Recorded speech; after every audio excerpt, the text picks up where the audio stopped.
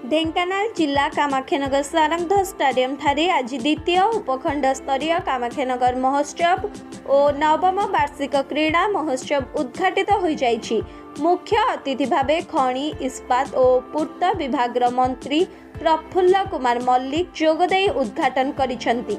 स्थानीय हनुमान बजार ठारू हजार हजार जनसाधारण उपस्थित रही एक मशाल शोभायात्रा सहर परिक्रमा पर स्टेडियम ठारे पहुंचीथिला।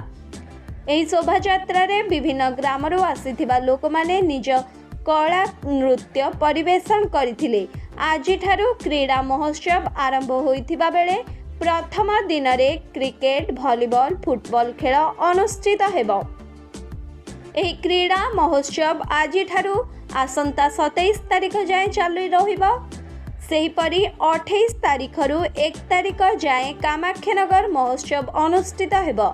राज्यर समस्त जगार महोत्सव अनुष्ठित होता बेले एठारे उभय क्रीड़ा और महोत्सव अनुष्ठित होउछि, जहाँकि समस्तंकठारु नियारा और भिन्न बोली निज अभिभाषण रे कहिसंति मंत्री प्रफुल्ल कुमार मल्लिक। एठारे सहकारी जिलापाल दीपक मिश्र सभा परिचालना करथिबा बेले अन्यमानंक मध्यरे उपखंड पुलिस अधिकारी प्रभात कुमार त्रिपाठी, कामाख्यानगर एनएसी अध्यक्ष धर्मानंद परिड़ा, कामाख्यानगर ब्लॉक अध्यक्ष प्रेमानंद साहू, भुवन एनएसी अध्यक्ष शुभेंद्र कुमार साहू, कंकड़ाहाड़ ब्लॉक अध्यक्ष चारुलता मिश्र, डेप्यूटी कलेक्टर डॉक्टर तृप्तिमयी प्रधान, सहकारी जिलापाल मदन मोहन जेना, अर्चना गौड़, क्रीड़ाविद आदित्य जैन आचार्य, एनएससी निर्वाही अधिकारी जतीन्द्र मिश्र समेत विभिन्न गाँव जनसाधारण और सरकारी अधिकारी